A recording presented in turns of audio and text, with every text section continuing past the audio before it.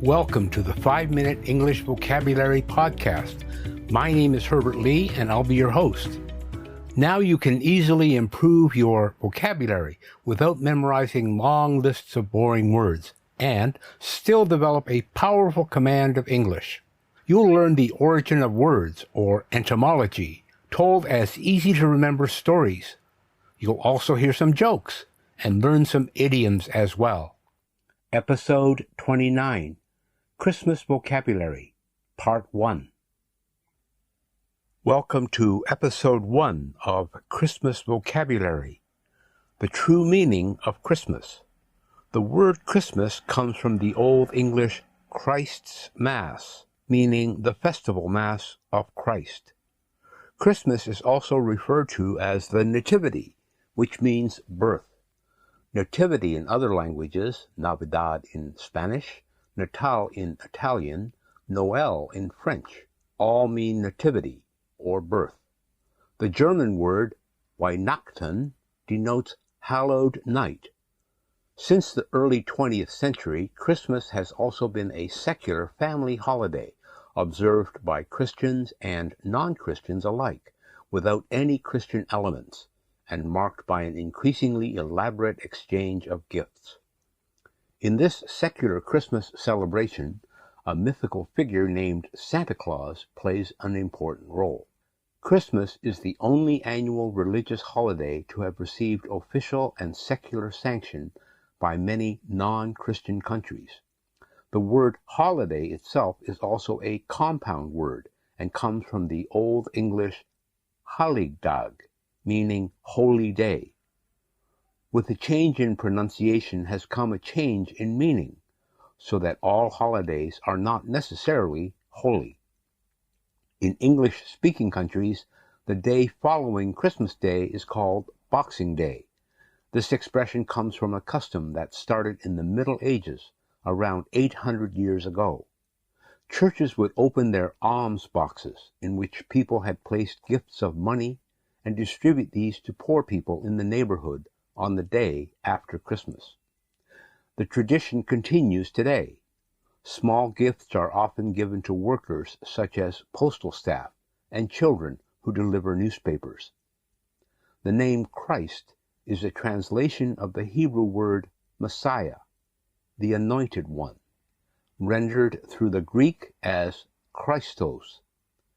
Jesus also reaches back to ancient Hebrew and the name Yeshua or Joshua, which is explained as Yah or Yahweh. Jehovah is salvation.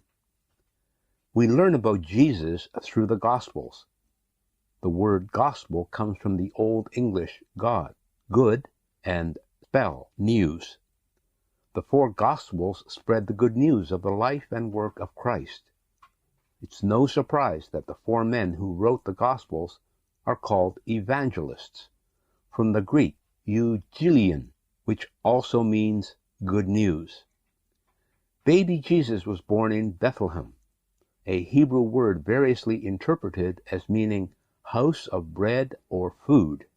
The Christ child lay in a manger, a word related to the French verb manger, to eat. Why?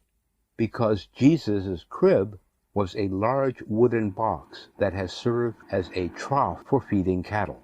We call the worship of the newborn babe the adoration, from the Latin adoratio, ad to. Therefore you get to pray to.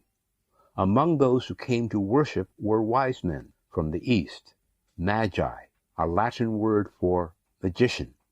Magi were members of an ancient Persian religion, Zoroastrianism. By the way, the number of wise men is not mentioned in the Gospels. We infer 3 from the gifts bestowed on the Christ child. Sometimes you will see Christmas written out as Xmas. Since the 16th century, Xmas has been used in English as an abbreviation for Christmas. X as a symbol for Christ derives from the Greek, where chi, the letter X, is the initial letter of Christos, the Greek form of Christ.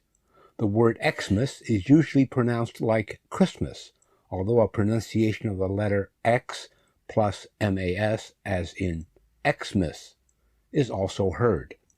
Other similar abbreviations used today are XN for Christian and XNTY for Christianity, although Xmas is usually the most frequently used. Now here are some Christmas jokes. What do you get when you cross a snowman with a vampire? Frostbite. What do you call Santa when he stops moving? Santa Paws. What do you call a reindeer ghost? Caribou. What did the English teacher call Santa's helpers? Subordinate clauses. Why does Santa go down the chimney? Because it suits him. What do you get if you cross Santa with a duck? A Christmas quacker. What do they sing to Christmas trees at their retirement parties? For he's a jolly good fellow, for he's a jolly good fellow. What did the Christmas tree do after its bank closed? It started his own branch. What was the Christmas tree's favorite shape? A triangle. What did the beaver say to the Christmas tree? Nice gnawing you. Knock, knock. Who's there? Anna. Anna who? Anna Partridge in a pear tree. Knock, knock. Who's there? Justin. Justin who? Just in time for Christmas cookies. So this wraps up this week's episode. Leave a comment and tell me if you celebrate Christmas in your country.